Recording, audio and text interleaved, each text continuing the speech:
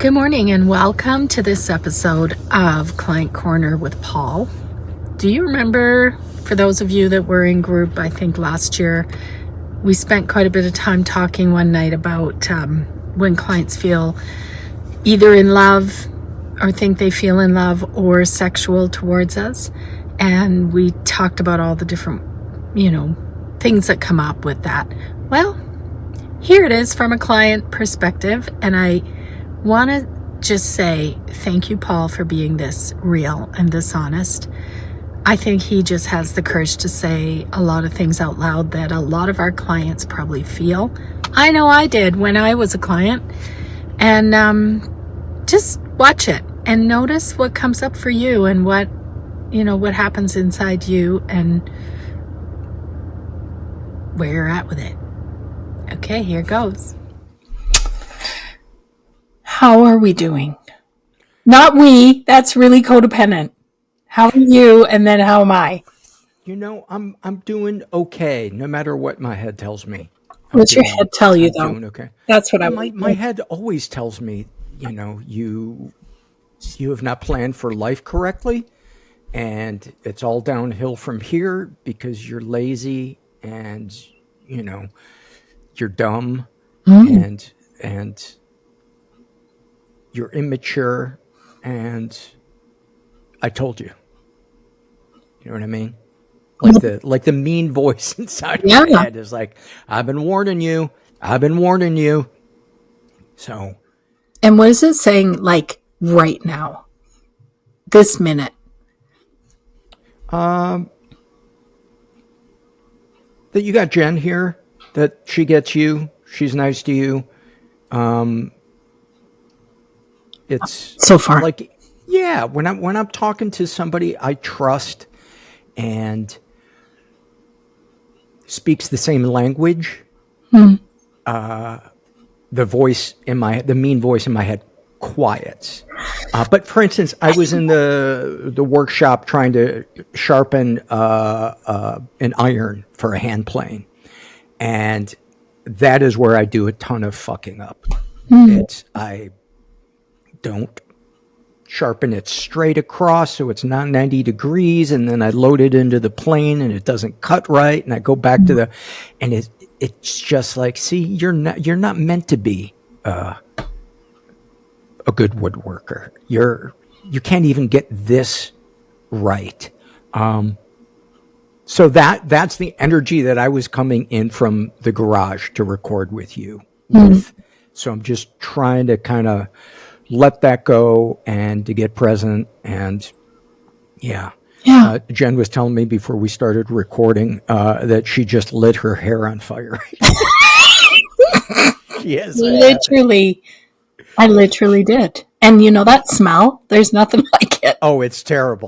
It's a terrible smell. I think my hair is dry. This is probably too much information, but it's quite dry. And then I love a good hair product. So, it's very flammable. And I noticed in the States, people use charcoal a lot, right? She was barbecuing. I was barbecuing with gas. Yeah. And it's like, I just have to look at it and it's like, whew. And then my daughter's like, don't cut it. Because I have to cut like the front. And I said, I have to. I can't stand the smell. But that's not actually what was on my mind about like checking in. I raced here from my meeting. My support group meeting is Sunday night. And I have a birthday next Sunday. So I felt like, when you have a birthday, you kind of feel like you should go to the one before. Mm-hmm. You have a sobriety birthday coming up? I do. Yeah. How many years is it going to be? 17. Congrats. Thanks. And I was driving thinking, okay, what am I really thinking about this? And of course it's like, what if I say things that are inappropriate, or like, what if my client, this is the one that gets me now. What if my clients are listening and they think, I'm going to her? Like, holy shit. Like, I used to tell a lot of people about your podcast, but now I just don't want anybody to listen to it. Now you tell people to forget about my Yeah, podcast. never mind. You know that podcast that used to be on called Mental Illness Happy Hour got canceled. Because I think, but then this is weird. Did you ever watch the show about, not Jeffrey Dahmer, what was his name? The Unabomber. Yeah, Ted Kaczynski. Yeah, I thought about him and it made me feel better because he just, like, he took it a bit far, didn't he? But he took it a bit far. But what I thought about was that scene where he said, if it's midnight and no one's around and the light turns red, why do we stay stopped? Like, he had this sort of like idea of, why can't we be free? We're too governed. And my judge does that to me with my freedom to speak, especially about sexual abuse with my mother. I just go through all the reasons why I'm not allowed to talk about it. And then I think You Ted don't mean Kaczynski, speaking about it with your mother. You mean speaking about it the sexual publicly, abuse from your or mother. Right, yes. And was his name Ted Kaczynski? Yeah. Right. Yeah. He would have told me to talk about it.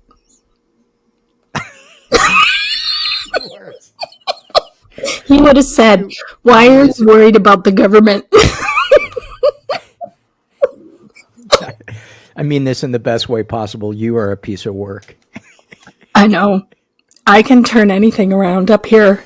Well, I know. I just love that you somehow brought the Unabomber into this, and that I also understand it. Right? You know that. Is he alive? Or he died? Did he? I think he died in jail. But if he's listening, Ted, We do get people. we that listen get you. in prison. You weren't Yes. all bad. No one's all bad. Your microphone is a tad bit hot. A tad What's that bit mean? loud. Oh, I haven't noticed It's that distorting before. a bit when you get close to it or when you laugh. And I like I to. wonder if- Okay, what do I do? Press? It's not a big deal. No, I'm it's going not to a big fix deal. that. I've got an audio button. Mic. Is that it? Yeah, just drag it down a tiny bit. Maybe Drag like it down. What are you 20%. talking about? or lower the. Settings. There should be a slider, like a I know sliding what thing. you mean. I just don't know where is it. Noise reduction? No. Yeah. Don't All worry about it. settings. No, now I'm worried about it. Is it output or input? See, this is what Ted Kaczynski warned us about: is the rely on technology. Okay, how's that? Is that better? That is better. Are you just saying that to get me to stop? No, I'm not. Okay. It didn't distort when you leaned in there. Okay. So the last time Jen and I talked on the phone, you made an outreach phone call to me because you had an urge to contact your mother, mostly guilt driven. That be fair? I would say half guilt, half want, longing, grief.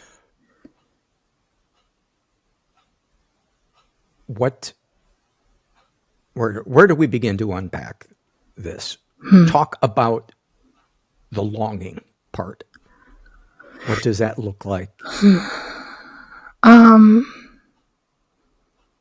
Okay. She's my mom. And And she lives around the corner from you. literally, which she didn't always. So when she lived across the country, it felt easier in a way. But I still had this feeling, so I can't blame it on that. 1 second. Oh gosh, the longing is, and I'm trying not to intellectualize it. I feel like I miss her. Like I miss what used to be, and I miss the way she cooked, and I miss things about how it feels to be with the one and only person who is your mother. And I start thinking, maybe I could make it work, and if and then I start down the road of like, if only I was better at healing, I would, like, and then it's like I'm a bad person. Yeah. But if I stay with the longing feeling, I mean, I love her.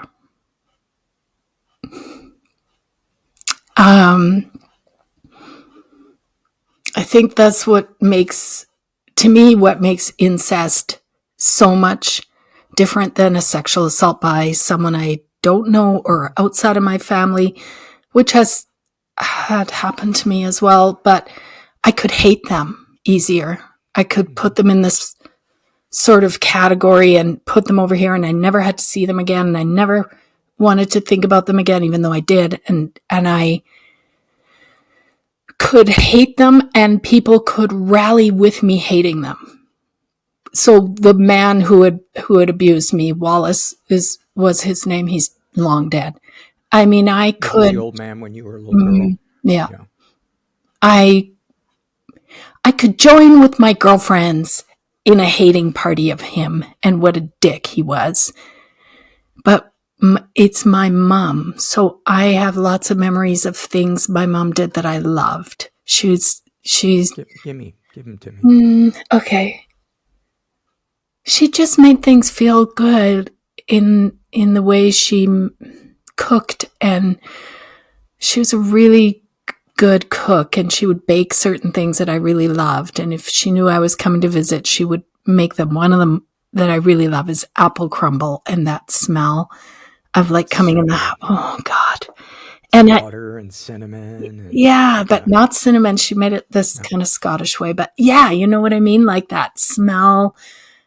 Like one vivid memory I have is, I have quite a few, but she used to bake these overnight buns in the winter.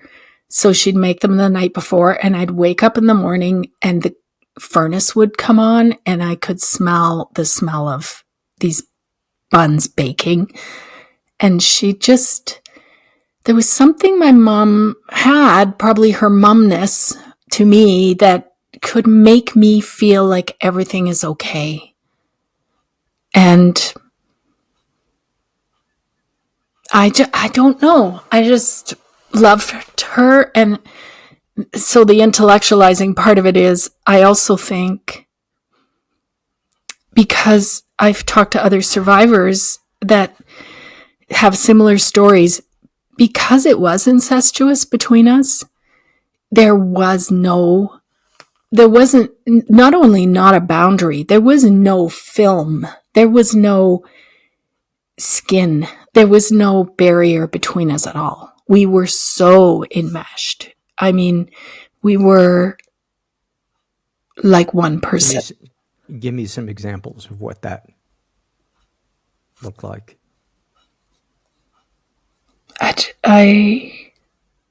I thought what she thought. I felt what she felt. I agreed with her way of seeing the world. And I know that that's what I did. I know this now. I didn't know it at the time, but I know that's what I did to fawn over her so that I was safer. Because if you didn't fawn over her, what would happen? Oh,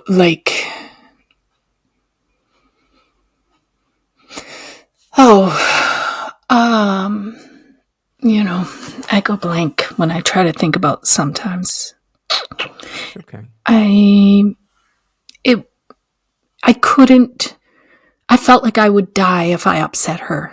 I felt like her anger towards me, which would be like, I'm not even going to talk about the sexual stuff, but just her day-to-day reaction to me if I ever crossed her, it would almost kill me as a child. I just didn't want to experience it at all. So I put her on this pedestal, and in some ways she embodied it by being that. We used to have a cabin at a lake, and I remember one time just her and I went, and I would have been less than 10, just because of where we lived. And I remember, my mom was very ritual oriented. Like she liked things, and I am like that now. Like she liked to do the same thing at the same time of day, and she ritualized a lot of things. And so we would often, we'd go into town and we'd go to this certain shop, and then we'd go have an ice cream, and then we'd ride our bike, and then we'd go in the lake and we'd wash our hair in the lake. And I remember the body powder shower to shower, the smell of that powder after being in the cold lake. And then we'd start the wood stove in the cabin, and there was a type of bliss that I had with her that, I hate to say that, like, I hate to say it like that, because then I think about people listening to me, and like, I can't think about people listening. I just have to say what's true, because I think survivors understand this. Like, it's not all 100%. bad. It's not all bad. And especially with people who groomed their yes. victims is. And I hate that, because I don't want to think that the good memories with her that I loved was just grooming. Like, I do believe she had a love for me too that was really, really real.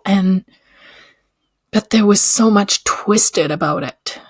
It would twist and turn on a dime, where like suddenly she would look at me, and it would be something very malicious would happen in the next minute, Mm-hmm. And it would leave me kind of like stunned and reeling, and then I would, like, I'm shaking right now talking about it.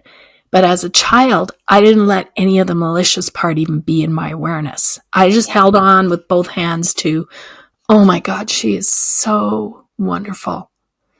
And so shedding that has been hard.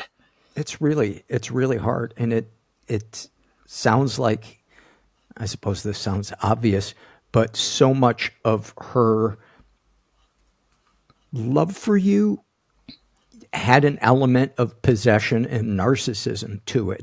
So it's like, Yeah. I have the feeling it was,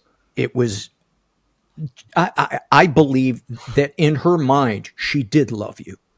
She did love you, and that you did and do love her. And I'm not saying that love isn't valid at all, but there are components in it that I very much relate to with my mom, where it's as if she could only love me if, for instance, if I were an appendage that was in sync with how she wanted to perceive herself as a person, a woman, and a mother. And if something interfered or was contrary to that, then there would be like this eruption. Exactly. Not necessarily yelling and screaming, but in anger, cut off. denial of reality, like a switch would flip. Right. And if you just go back to this, is what comes to my mind. If we go back to the story of Narcissus, who is one of the Greek, whatever the hell he was, I find that all really confusing. But I do remember this story. Who is he? How can I find him on Instagram? Yeah, he's the one looking at himself. He's at gazing into the pool. Yes, so this is what I was going to say. I mean, the story of Narcissus was he looked, for whatever reason, I'm totally going to bastardize the whole thing and only remember one part, which is he looked in the water and saw himself. I was that for my mom. She looked to me to see who she was. And I was the projection of everything that created her into whatever role she decided she wanted to be. So if she was going to be a good mother, I was the absolute supply that gave her that role. So I couldn't disagree with her. I mean, I had a disagreement with my daughter today, and I still have a fear that'll come up in me like, this is going to be the end of our relationship, like it. And then we work through it. And then she comes back and says, do you want to know the part of that conversation that pissed me off the most? And I said, tell me, what was it? And she told me, and I said, yeah, I get why you'd be mad about that. I'm sorry I said it that way. And I still mean it. You know, but and then later I thought, she doesn't have to be that for me. She doesn't have to be this complete. Okay. I guess what I'm saying is sometimes when I feel longing, I think I just feel lost. People would say to me, but she was horrible to you. You probably don't really want to see her. You just think you do, or you think you love the idea of her. And probably that's true, but there is part of me that truly loves her still after everything. And that's so lonely. Yeah, because people don't understand that. They want me to hate her the way they do because they love me, or you know what I mean? Yeah. I don't hate my mom, and I totally understand how I hate what she did, but I don't hate her. There are many good parts Right. of it. And so when you called me, I understood 100% where you were coming from, and I know that if the roles were reversed, I would not want you just saying, "Look at this and look at this," and why would you do this? It's just sometimes we need to talk it out. And Totally. I did, and it helped because the other part of it, beyond the longing, which I don't think will ever go away, I think is biological. And I think children long for their parents more than the parents long for them. I think that's biological too. But besides the longing, it was this guilt, like therapist guilt, like, oh, if I was a good therapist and I had all my shit together, then I would I would be able to forgive and do all these things and work through it and feel okay about being in her presence. Or if I was a really, really good Christian, apparently Christian people are good at this, with a grain of salt, I would be able to just say, and that's who she is, and I can be around her and have a piece of cake and a cup of coffee, and then we just go our separate ways, and I don't let it affect me. And so what's wrong with me that I can't do that? What's wrong with me that I can't? If she wasn't at times begging me to come and see her, I would probably be able to stay in the lane of, she's not good for me. She is not good for me. no, and the fact that she's never owned her behavior.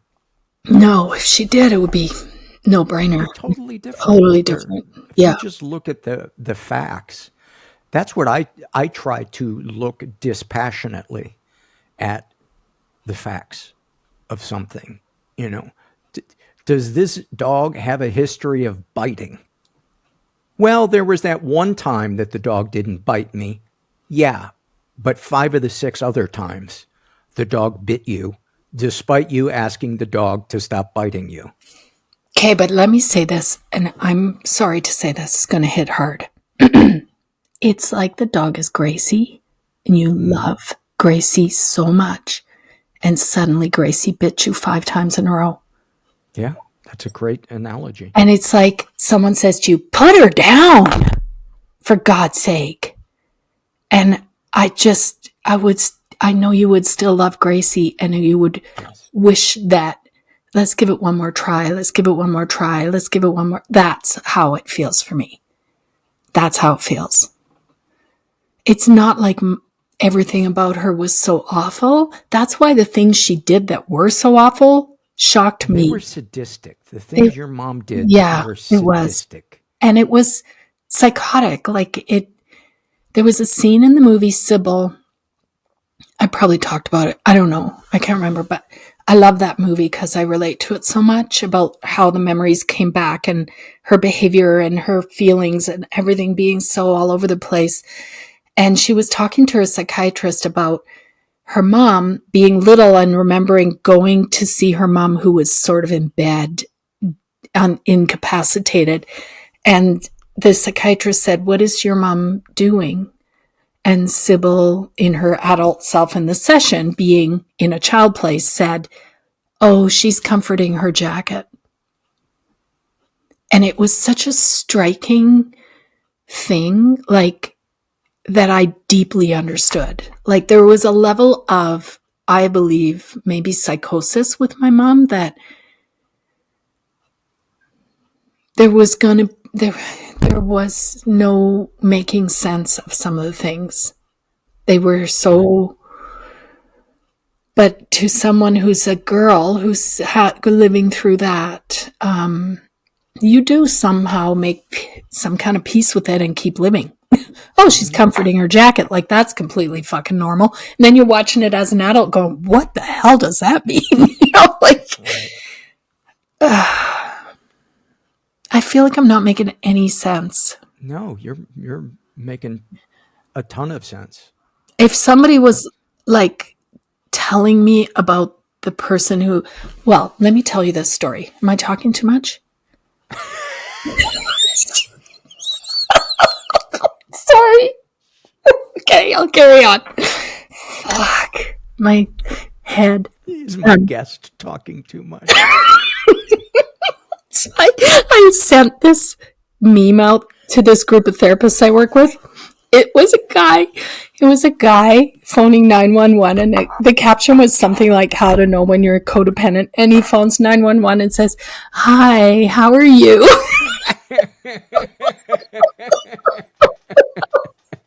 Oh, God. Okay, what was the story? What did I say before that?